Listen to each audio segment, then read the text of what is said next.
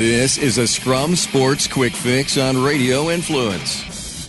First time they've won 5 in a row since, something happened back in 2002, which is significant to think about, but pump the brakes on thinking it's the same thing, because it's not the same thing. It's not the same team. I mean, you look at that team, you didn't have a franchise quarterback. You had Brad Johnson, the bull, the guy you could knock down, very similar to Jameis Winston. You could keep knocking him down. He's going to get back up and he's going to throw a touchdown. You had Twinkle Toes Pittman. You had the A-Train. Yeah, you had a handful of either first ballot Hall of Famers or borderline Hall of Famers on that team, not to mention a legendary all-time type defense. That ain't where we're at right now. And a pretty good coach. Yeah, and a pretty good coach.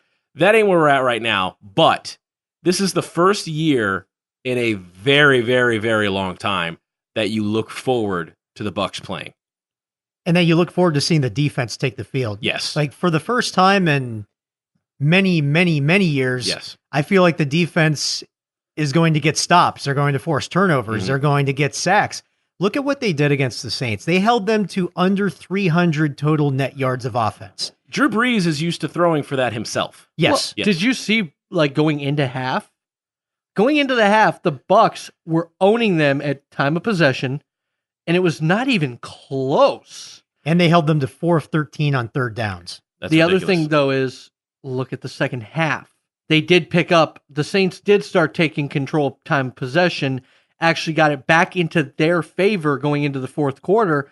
But like you said, Brooks, the defense, while probably exhausted, held them. It's one of those. You'd have said the same thing from a few weeks ago against Seattle.